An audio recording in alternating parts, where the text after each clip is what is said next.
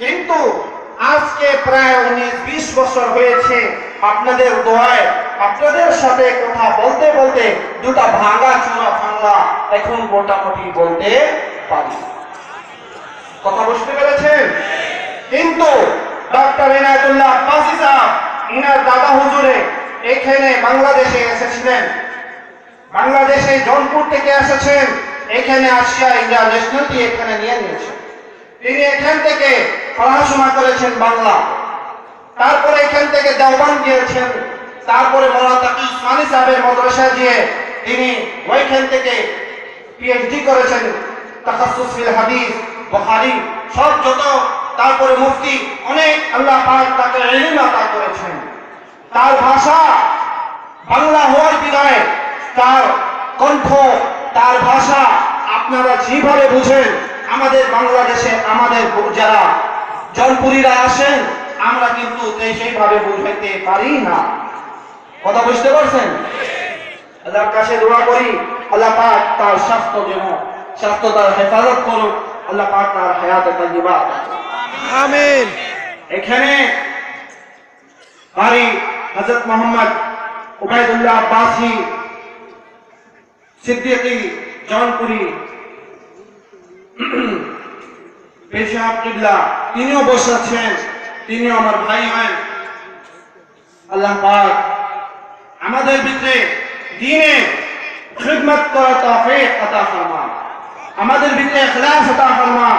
আল্লাহ পাক আমাদেরকে দ্বীনের খিদমতের করার তৌফিক আতা ফরমান। আমিন। ইখলাস সাথে যেন দ্বীনের খিদমত আমরা সবাই করতে পারি, আল্লাহুম্মা আমিন। আল্লাহ পাক আজকে ইসলাম ধর্ম উপরে অনেক বড় বড় বিপদ চলতেছে, অনেক বড় বড় ষড়যন্ত্র চলতেছে, কিন্তু মুসলমান এখনো ঘুমে আছে, এখনো শুয়ে আছে, এখনো বুঝে না, এখনো জানে না। Iraq, Libya, Syria, Afghanistan, Pakistan সব জায়গা বম্বিং হচ্ছে, সব জায়গা মুসলমানদের হত্যা হচ্ছে, কিন্তু আমরা মুসলমান এখনো শোয়া আছি। আমরা দেখতেছি, আমরা টিভিতে দেখতেছি, পেপার পত্রিকা পড়তেছি, তারপরেও আমাদের চোখ খুলতেছে না। এটার কারণ আমাদের ভিতর থেকে ইমানের শক্তি কমে গেছে। আমাদের ইমানি শক্তি যদি ঠিক থাকতো অবশ্যই আমাদের মনে দরদ হতো, আমরা তার প্রতিবাদ করতাম, আমরা তার জন্য তাদের পক্ষে তাদের সহযোগিতা করতাম। যেভাবে সাহাবায়ে কেরামদের ভিতরে মহব্বত ছিল, আজকে আমাদের ভিতরে মহব্বত নাই। কেন? এই জিনিস কেন হয়েছে? আজকে আমরা কোরআনকে কথা শুনেছি কিন্তু আমল করি না। আল্লাহ পাক কোরআন ভিতরে বলেছেন, তোমরা সবাই এক হয়ে থাকো, তোমরা সবাই আল্লাহর রাস্তাকে ধরে রাখো, আল্লাহর কোরআনকে ধরে রাখো, তোমরা সবাই এক হও, নেক হয়ে থাকো। কিন্তু আজকে আমরা পীররা দ্বন্দ্ব করে, আলাদা আলাদা জামাত করে ইসলাম ধ্বংসকে লোক খারাপ করতেছি, ইসলামকে দুর্বল করতেছি। আজকে পীররা আমরাই কিন্তু এইটাকে কিন্তু ফাসাদ সৃষ্টি করতেছি।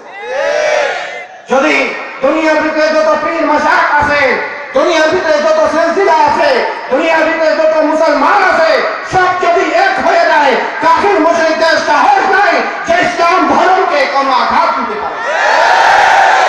আজকে মুসলমানকে দুর্বল করার জন্য আমাদেরকে আলাদা আলাদা কাতার ভিতরে দাঁড়া করে দিয়েছে। আমাদেরকে 5 আঙ্গুল আল্লাহ পাক দিয়েছে। আজকে যদি আমাদের 5 আঙ্গুল একসাথে থাকতো, তা আমাদের মুক্তি হতো, আমাদের আমরা ঘুষি দিতে সক্ষম হইতাম।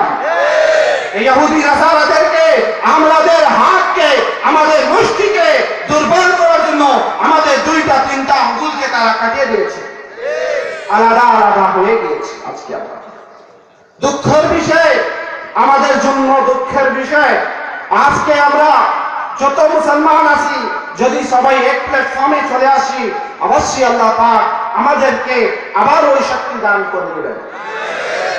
আল্লাহ পাক আল্লাহ আমাদের আল্লাহ কয়টা? আল্লাহ এক, আল্লাহ এক, আল্লাহ রাসূল এক, আমাদের কোরআন এক। আমাদের কিন্তু আমাদের ভিতরে ভেদাভেদ কত বেশি হয়ে গেছে। আমাদের সবকিছু এক আছে, আমরা কেন এক হচ্ছি না, এটা দিকে আমাদেরকে খেয়াল করতে হবে। আমরা দিনের কাজ সব পীর মাশায়েখ মিলে সুন্দরভাবে ইনশাআল্লাহ তাআলা করার জন্য চিন্তা ভাবনা করব। আমাদের যতই যা হোক দুশ্মন জানা আছে, মাসলা মাসাইল ওই জানা আছে, কিন্তু ইসলাম, আল্লাহ রাসূল দ্বীনের খাতিরে আমরা সবাই এক থাকবো ইনশাআল্লাহ তাআলা। ইনশাআল্লাহ। আপনারা সবাই রাজি আছেন ইনশাআল্লাহ তাআলা?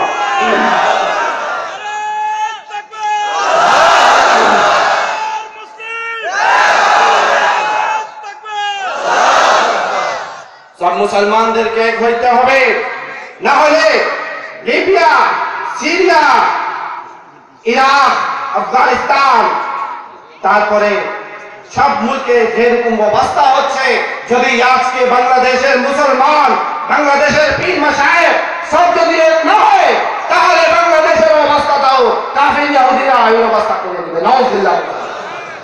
আমরা কিন্তু আমাদের রক্ত থাকতে ইনশাআল্লাহ তাআলা এই অবস্থা হইতে দেব না। কথা তো বুঝতে পারছেন? এই বাংলার মাটি আজকে হেফাজত করার দায় দায়িত্ব কিন্তু এখন আমাদের সবাই আছে। ইসলামকে হেফাজত করার দায়িত্ব শুধু আমার একা না, কোন ব্যক্তির না, সবাই দায়িত্ব আছে হেফাজত করার। কথা বুঝতে পারছি? আসেন আমরা সবাই এক হব ইনশাআল্লাহ তাআলা। আমরা নেক হব, আল্লাহর পথে চলবো, আল্লাহ রাসূলের কথা শুনবো, আল্লাহ রাসূলের কথা উপরে আমল করব, সুন্নাত উপরে আমল করব, নামাজ পড়বো ঠিকভাবে, ঘুষ খাবো না, সুদ খাবো না, হারাম খাবো না ইনশাআল্লাহ তাআলা। আজকে এই মাহফিল হয়েছে আমাদের উদ্দেশ্য অন্য কোনো নাই, অন্য কিছু নাই। আমাদের ডক্টর এনায়েতুল্লাহ পাসি সাহেব যেটা বলেছেন, আমাদের উদ্দেশ্য আছে শুধু আল্লাহ রাসূলকে খুশি হাজির করা। আমাদের উদ্দেশ্য যদি অন্য কোনো কিছু থাকে, তাহলে আমাদের এই মাহফিল আল্লাহর দরবারে কবুল হবে না। তো প্রিয় মুসলমান ভাইরা, এখন রাত অনেক বেশি হয়ে গিয়েছে, আমি আপনাদের কাছে আর আমি বিরক্ত করব না। এখনই ইনশাআল্লাহ তাআলা মিলাদ হবে, এখনই দোয়া হবে, এখনই মিলাজাত হবে। কিন্তু আমার একটাই অনুরোধ আপনাদের সবাই কাছে, যে আমরা সবাই এক হব ইনশাআল্লাহ তাআলা। যেই দলের পীরে মুর্শিদ হন না কেন, কিন্তু আমরা সবাই মুসলমান আছি। কথা বুঝতে পেরেছেন? যেই মুরিদ হন, কিন্তু সব যেখানে ইসলামকে হেফাজত করার দরকার হবে, যেখানে ইসলাম শত্রু আসবে, ইসলামের শত্রুর জন্য আমরা সবাই এক হব ইনশাআল্লাহ। তো আসেন আমরা একটু মুনাজাত করব। এখনই ইনশাআল্লাহ তাআলা তোবা হবে, এখনই মিলাদ হবে, এখনই কিয়াম হবে। আমাদের ডক্টর এনায়েতুল্লাহ পাসি সাহেব মিলাদ করাবেন।